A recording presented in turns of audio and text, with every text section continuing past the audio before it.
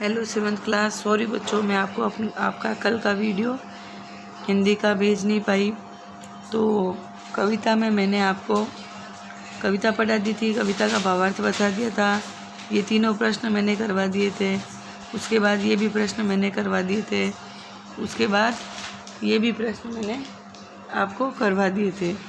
अब आता है आपको अनुमान और कल्पना। क्या आपको लगता है कि मानव की वर्तमान जीवन शैली और शहरीकरण से जुड़ी योजनाएं पक्षियों के लिए घातक है? पक्षियों से रहित वातावरण में अनेक समस्याएं उत्पन्न हो सकती है। इन समस्याओं से बचने के लिए हमें क्या करना चाहिए? उक्त विषय पर वाद विवाद प्रतियोगिता का आयोजन कीजिए। केवल वाद विवाद करना है, कॉपी में इस प्रश्न को नहीं करना है। शहरों में पक्षी किस प्रकार पक्षियों का जीवन जो है किस प्रकार घातक है। बड़ी बड़ी बिल्डिंगें बन गई है, ठीक है ना, ऊपर तार वगैरह लगे हुए हैं, पक्षियों को उड़ने में समस्या होती है, ठीक है। और इन समस्याओं से बचने के लिए हमें क्या करना चाहिए?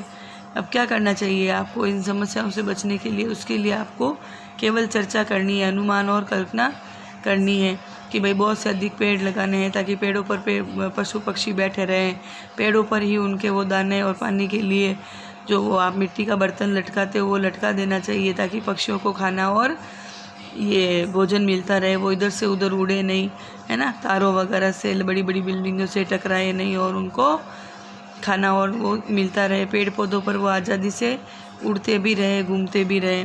फिर दूसरा प्रश्न है, यदि आपके घर के किसी स्थान पर किसी पक्षी ने अपना आवास बनाया है और किसी कारणवश आपको अपना घर बदलना पड़ रहा है, तो आप उस पक्षी के लिए किस तरह के प्रबंध करना आवश्यक समझेंगे, है ना। अब पक्षी ने क्या किया, घोंसला बना दिया आपके घर में, तो आप क्या करोगे? दूसरा मकान बदलोगे। आप घर खाली करके जा रहे हो तो आप उसके घोंसले को तोड़ के जाओगे या उस घोंसले को वैसे ही छोड़ के जाओगे? उस बारे में अपने विचार लिखना। ये शायद मैंने आपको यहाँ तक प्रश्न करवा दिए हैं, केवल भाषा की बात ही छोड़ी थी। अब भाषा की बात देखिए बच्चों, आपको कॉपी में नहीं करनी है भाषा की बात, केवल मैं आपको यहाँ पर समझा रही हूँ।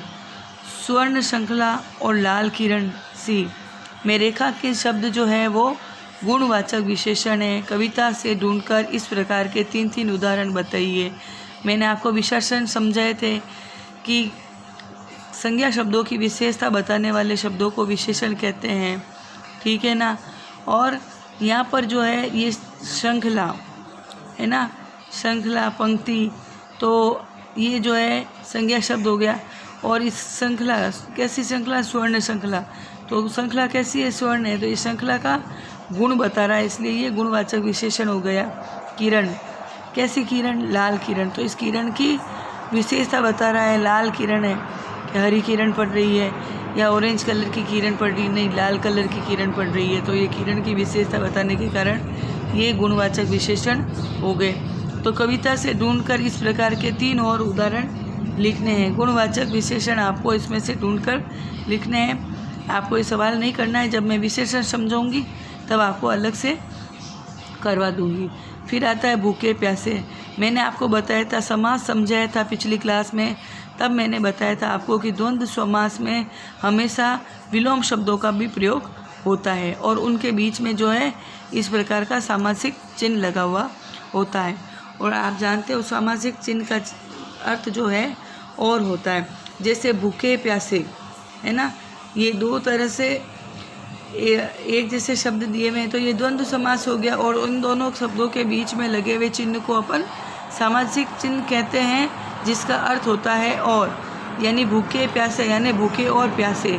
तो इस प्रकार के आपको 10 अन्य उदाहरण खोजकर लिखने हैं। ये भी प्रश्न आपको कॉपी में नहीं करना है, क्योंकि जब आपको समास पढ़ाया जाएगा तब आपको सारे प्रश्न करवा दिए जाएंगे।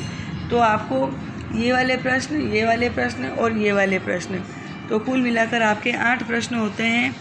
और कविता लिखनी है और कविता के कुछ मैंने आपको शब्दार्थ बताए थे, वो शब्दार्थ आपको अपनी कॉपी में लिखने हैं। बाकी अनुमान और कल्पना और भाषा की बात, ये सवाल आपको अपनी कॉपी में नहीं करने हैं। आपका ये जो पाठ है पूर्ण रूप से पूरा हो गया है। अगले वीडियो में हम अगला पाठ पढ़ेंगे, पाठ 2, दादी माँ। धन्यवाद। तब तक अपना ध्यान रखें, घर से बाहर नहीं निकलें, बीमारी बहुत फैली हुई है, समय समय पर हाथ धोते रहें और सैनिटाइज़र का प्रयोग करें और अपने से घर में बड़ों को भी साफ़ सफाई के बारे में समझाएं। धन्यवाद।